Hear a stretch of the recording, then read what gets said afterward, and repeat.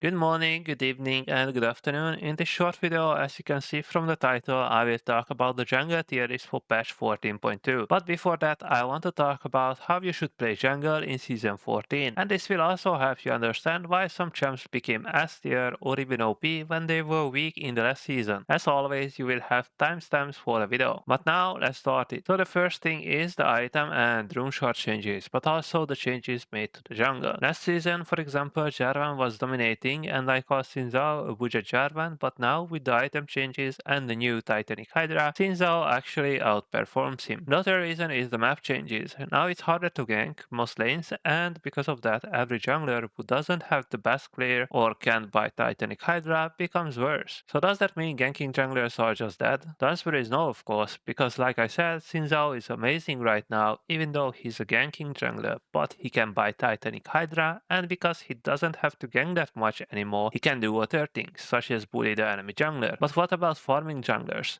If gank is less viable, doesn't that mean you should just farm and you will win the game? Of course the answer is no, because ganking is harder, but you have to be creative in this season. You have to lane gank more or look for more dives, because it doesn't matter if the enemy laner sees you ganking from the river if they are stuck under tower with low HP. Learning how to track the enemy jungler is even more important because of counter ganks. It doesn't matter if you are warded or not if you have a well-timed counter gank. So the way you want to play jungle, and it doesn't matter if you pick a ganking or farming jungler, as always, is to find the right balance between farming and ganking. If you pick a ganking jungler, look to farm a little bit more than you did in the previous seasons, but still find a balance and be proactive early. Find the void grabs if you have the priority for it. And if you play a farming jungler, look for ganks. Be a little bit more active on the map, but do not overdo it. Still look for invades whenever you can. It doesn't matter which type of jungler you play. Also, if you have to give up the first void grabs, it's fine, because the enemy team will need at least 5, and giving up 3 is way better than contesting and dying for them. My first tier list is for gold and above, and that doesn't mean you can play these champs if you are below gold. It's just a suggestion of what skills you need for these champs to actually perform really well. In the OP tier, we have Lilia and Brand, and they are even slightly stronger than Rengar, Nocturne, or even Briar because of the stat charts changes. If you missed that, check out my previous short in which I explained how those changes affected the jungle and which new shards are the best. The reason why they are slightly stronger than the other 3 in this row is simply because they have damage based on max health.